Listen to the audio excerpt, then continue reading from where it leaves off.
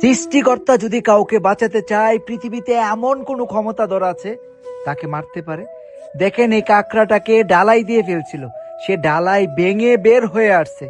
এই দৃশ্যটা যখন একটা মানুষ দেখলো, সে এটাকে ধরে বাসায় নিয়ে আসছে, তাকে খেয়ে ফেলতে চাইছিল। কিন্তু এই কাঁকড়াটাকে দেখে এই বোনটার মায়া হয়, সে তাকে খায় নাই। তার জন্য একটা অ্যাকুরিয়াম তৈরি করে দেয় এবং ওই অ্যাকুরিয়ামে তার সাথে এই বোনটা খেলা করতে শুরু করে, তাকে খাবার দেয়। সে দেখেন কতটা সুন্দর করে এই বোনটার কাছ থেকে খাবার সংগ্রহ করে এবং খাবার খায়। সত্যি ভাই, মানুষ এমন এক জীব যারা হারতে শিখে নাই।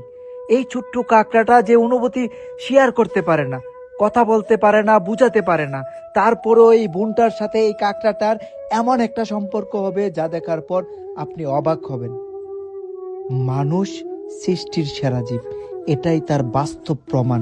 মানুষ চাইলে বনের কাঁকড়াকে পোষ মানাইতে পারে। দেখেন এই বোনটা এই কাঁকড়াটার সাথে কি একটা সম্পর্ক করে। সে এই কাঁকড়াটার সাথে এমন ভালো একটা সম্পর্ক করবে, এই কাঁকড়াটা তার কথা শুনতে থাকবে। এই যে দেখেন, সে এই কাঁকড়ার মাথায় এখন ক্যাপ দিয়ে দিছে, তাকে একটা বেলুনের ভিতর ঢুকাই দিছে। কাঁকড়াটা এখন বেলুন নিয়ে খেলা করে। ওই কাঁকড়াটাকে একটা রশি দিয়ে বেঁধে বোনটা তার হাতে রশিটা রাখছে।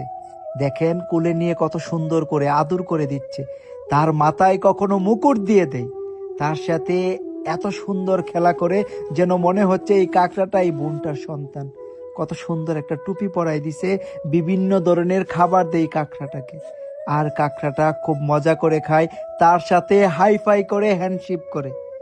মানে একটা মানুষের সাথে একটা প্রাণীর কতটা সুসম্পর্ক হতে পারে ভালোবাসা দিলে।